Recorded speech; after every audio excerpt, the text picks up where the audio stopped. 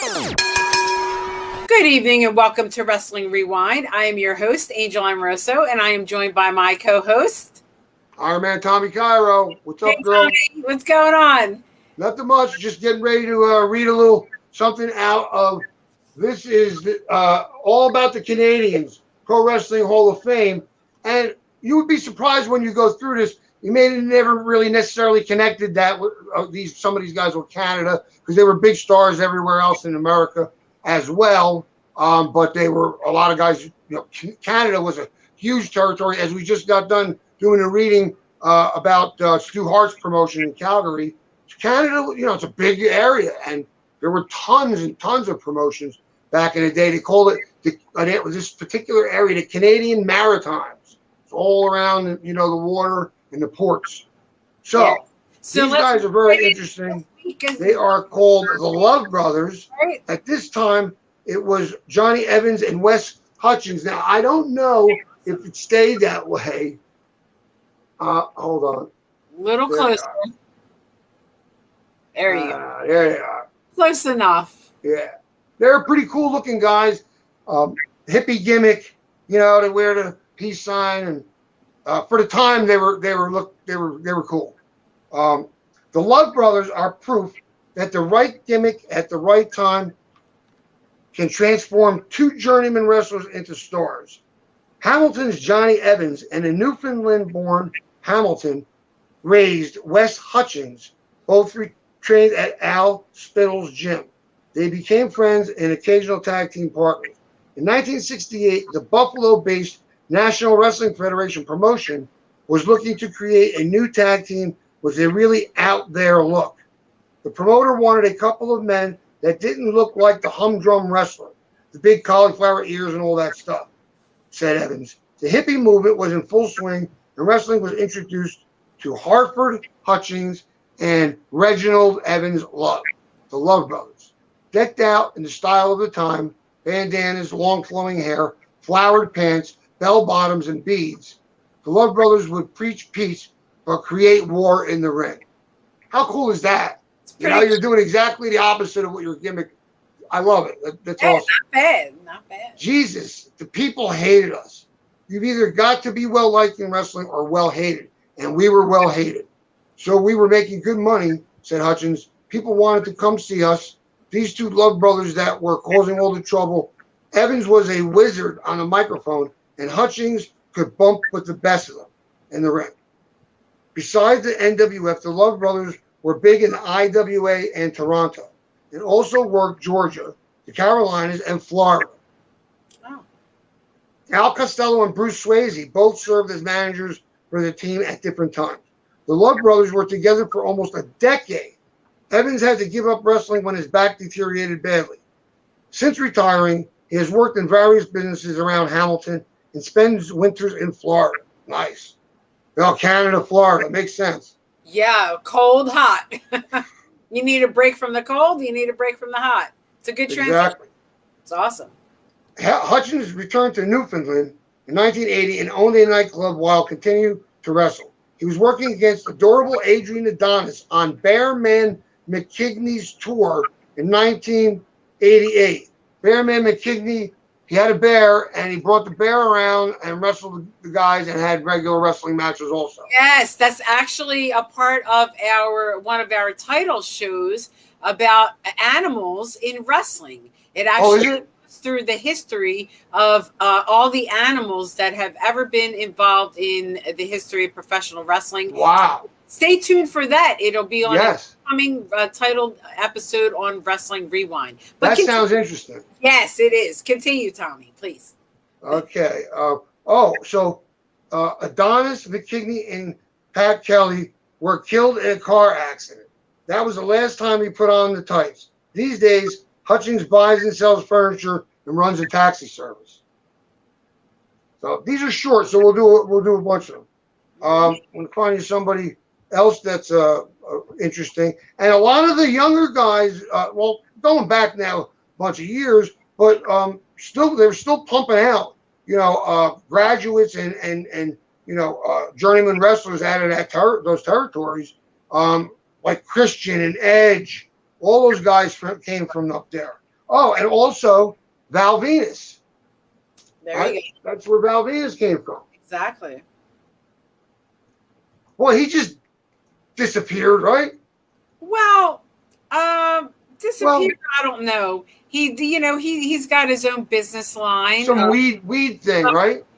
Weed products, hemp, CBD, yeah. and whatnot. And he's since he's Canadian, he's not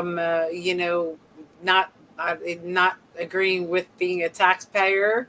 I believe he's falls under that category of. You know what? That's a story for him to tell. Yeah. Not me. So moving on. Anybody that is trying to get away with paying taxes, God love them, because we are idiots if we keep paying into a corrupt system, knowing that they're robbing us and we're paying them. Yeah, we need to get into that another time. Yeah, it's insanity. Paul DeMarco, you remember him? He was a real big name for a long time. Oh, I'm going to give you a guy you're going to love. See if you remember who this is. Do you remember Big Joe Leduc? Yes, I do. Absolutely. He used to use he was always the hatchet. Always bleeding, right? Yeah. He would bring the hatchet out and cut his arm right on TV. Yeah, good stuff. Always a nice juicer. Always. Now this guy was scary. You remember Archie Goldberg, the Stomper? That he looks familiar. Yeah. Big heel. Oh, my gosh. Very big in Calgary. Was a big star for those guys. But as you'll see, he was big all over. All right, Stomper Gouldy. Beyond a shadow of a doubt, Archie the Stomper Gouldy was the biggest homegrown star ever in Stampede Wrestling and one of the greatest talents to survive the training in the Hart family dungeon. But his story is much more than just that. It's the story of a small town boy from tiny Carbon, Alberta, population 600, who made it big at home and abroad as a vicious Mongolian Stomper. Scary guy. Growing up in the 50s, pro wrestling looked good to him. Gouldy would go to the matches on a regular basis and start to talk to the wrestlers and promoter Stu Hart, begging him to begin training. Eventually, Stu relented.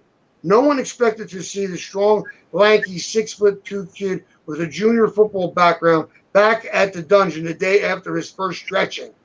But he returned again and again. I wanted to make it. I didn't want to fail, said Gouldy. I just wanted to do it. And I figured the only way I could do it was to keep going, because Stu was such a persistent person that if you did lay out, I've seen a few guys lay out for a week or two and he just give up on them. So I just kept going. The journey to the Hart House was almost as bad as the training. I didn't have a car. I used to walk out to that old gym, that old pit every day. Sometimes it'd be 20 below and snow, but I'd keep going until he hurt me so bad I couldn't go. Took a couple of days off and I'd go back. My mother used to say I was crazy, but I kept going. Being crazy helped Gouldy during his career, and from today's perspective, he looks back and shakes his head at some of the things he did. The one that stands out the most was letting Joe Leduc hit him over the head with a sledgehammer to break a concrete block on his head while they were wrestling in Knoxville. Oh, okay. That's That's reasonable. awesome. Stupidest thing I ever did in my life. My neck's never been the same. I've got arthritis in my neck so bad from that. Gouldy's counter-strike on Leduc sent the Quebecer to the hospital. After starting out in Calgary for a few years generally as a preliminary talent, learning the ropes, Stu never put me over. Gouldy headed to North Carolina to work for Jim Crockett Sr. Gouldy worked there for 3 months, then injured his back and was let go. He hopped on a bus to Alabama, then ended up in Amarillo, Texas, working for Dory Funk Sr. He started me out refereeing, then started me out wrestling, said Gouldy. He made me Sputnik Monroe's bodyguard. That's a guy we got to read about, Sputnik Monroe. Sputnik was the champion in Amarillo. That was a real trip. Sputnik would go into the bars, throw beer in somebody's face, and say, talk to my bodyguard about it. I finally went to Dory Sr. and said, I can't handle this no more. He took me out on those duties. Gouldy got his first big break in Kansas City. So you see, he's already been all over. In 1964, former world champion Pat O'Connor was a co-promoter there. And he had seen Gouldy work in Texas. It was O'Connor who dubbed Gouldy the Mongolian Stomper. He said, now, what a just the name, the Mongolia is scary just in itself. Like these guys with the little thing of hair on the back of their head, just stone cold killers. Right. For the time when everyone was focusing on like Russians and stuff like Mongolian, that's different, very unique. Yep. Very scary. He said he wanted a gimmick type character in Kansas City. This is O'Connor who named him the Mongolian Stomper. He had just bought the promotion. I went along with it and it stuck with me. It worked well, so I stayed with it. As a Mongolian Stomper, Gouldy terrorized the southern U.S., winning belts in Kansas City, Texas, Georgia, Florida, San Francisco, Tennessee, and Puerto Rico. He figures that he went to Japan almost 20 times and did 3 tours of Australia. He was meant to be a mysterious figure. With the Mongolian Stomper, I always had a manager. So they didn't want me to talk. They didn't figure that it would go along with the gimmick, me talking and being Mongolian, he said. That's pretty awesome because you only had to do half the work. That's fantastic. Makes sense. In 1968, Gouldy returned to Calgary and would transform the territory as Archie the Stomper Gouldy. He was allowed on the microphone and delivered intense promos that brought new fans into the arenas. According to longtime Stampede photographer and promoter Bob Leonard, Gouldy's work ethic and intensity made believers out of so many people, even those normally uninterested in wrestling. Gouldy would win the North American belt and Stampede 8 different times. That belt meant a lot to me and had an amazing run against a vast collection of opponents. Cowboy Don Crofat is proud of the matches they had together. We set some records that have never been broken in the old Calgary Corral, Crofat said. Besides being close to home, Gouldy enjoyed his local celebrity and place on the cards.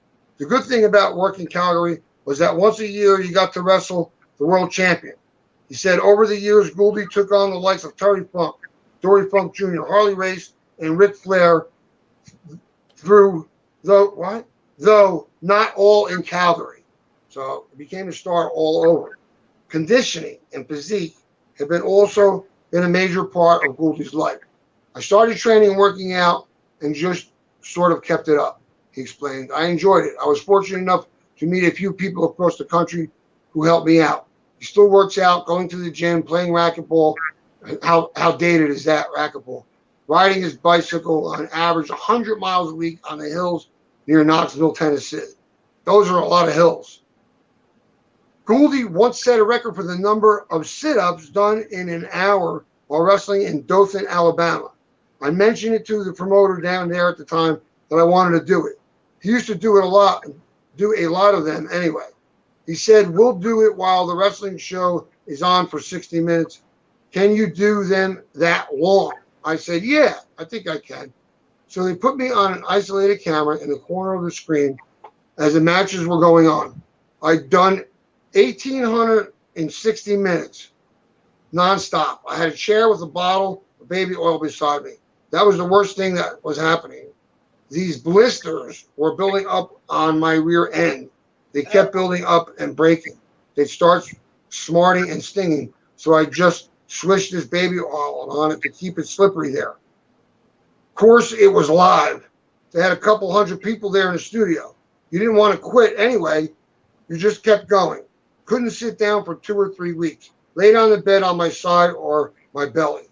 Now, real quick, as a side note, in the, not the Guinness Book of World Records, what was that other book that they used to put out with records in it? Ripley's Believe It or Not. The winner and holder of the most sit-ups, whatever, was Macho Man's dad, Angelo Poffo. And you can see he was in that book for many years. How many sit-ups was it? It was like in the thousands. I've done thousands. thousands. I mean, thousands and thousands. Like, someone who doesn't carry a lot of muscle, and this guy, he was big, but he was very lean. Much easier for someone like that to bang out sit-ups than a muscled up. Back then, people weren't doing that many, and it was easier to set records because it was so long ago. Now people bang out thousands like it's, right after breakfast, like it's no big deal. There's and not a record to set anymore. So. The kinesiology says that it really doesn't make your abs as a bodybuilder. You get so much work on your core that to do any more than the normal amount of sit-ups that you would do any exercise, it does nothing. Yeah, because you overwork the muscle. Yeah. All right. As the Mongolian Stomper, he terrorized all these states. With the Mongolian Stomper, he always had a manager. In '68, Gouldy returned to Calgary and would transform the territory. I read this. Gouldy once set a record. We did that. We were on the sit-ups. So they don't give a number here. So I don't know what he actually did. They put the camera on him. He's getting blisters on his back, on his butt. And another legendary tale often told about Gouldy was an Angolan stampede where Bad News Alan Coolidge attacked Gouldy's son, pile driving him on the cement and sending him out on a stretcher. It was so violent that announcer Ed Whalen quit and the promotion came to a standstill and the media attention raged. It really went overboard. It didn't just arouse the fans, it disgusted a lot of them. Ed quit, and Ed was a fine person. I didn't like it, of course. It was too late then, Gouldy said. I didn't think it would come out like it did. Gouldy continued to wrestle on occasion around his Knoxville home, primarily on charity shows. His last run in the territory was with Jim Cornette's Smoky Mountain promotion. Currently, he works in this guard shack at a prison. Before that, he ran the paddy wagon for 3 years until he got tired of handling drunks. The Mongolian Stomper is still recognized quite a bit. I think there's more fans in prison than there are in the street, he chuckled. Very interesting, big, brutal guy that was scared to crap. I think one of the Hart kids said that when he would come and do his promos and basically say that he was going to beat the crap out of their relative, they were like scared to death. I'm sure. I mean, sure. Yeah, he was made to be a scary guy. So, yeah. Do you know what time is it? Do you know? 10:12.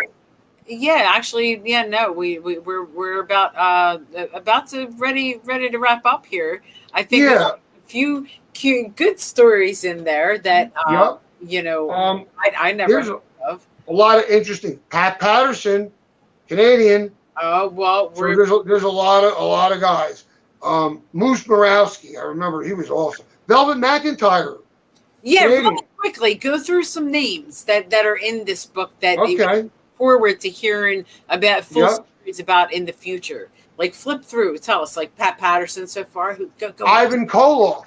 Oh, all right, there you go, Uncle Ivan. Also known in the beginning as Red McNulty. Okay.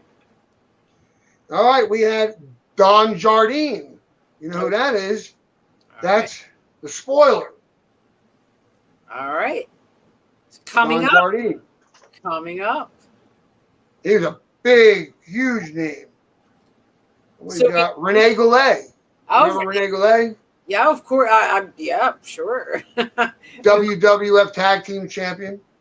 Mm-hmm. We have Ronnie Garvin, Hands of Stone. All right, Ronnie Garvin. Actually, Ronnie Garvin is on an upcoming episode of. I just saw that show. Yeah, God bless him. A trip, and we're going to see Ronnie Garvin. So stay tuned to the Monty and the Pharaoh YouTube for that interview with Hands of Stone, Ronnie Garvin. John Tolis.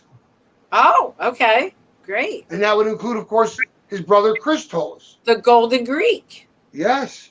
Yes. One of my favorites back in the day. Yeah. To watch that wrestling from Olympic Auditorium, the phone number over the ring, RI95171. Oh, John Tolis. It's like my daughter's name is Polis, you know, wow. because That's right. Portion of Greek.